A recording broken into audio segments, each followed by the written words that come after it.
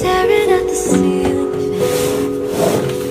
Fashions underneath. I don't think you know.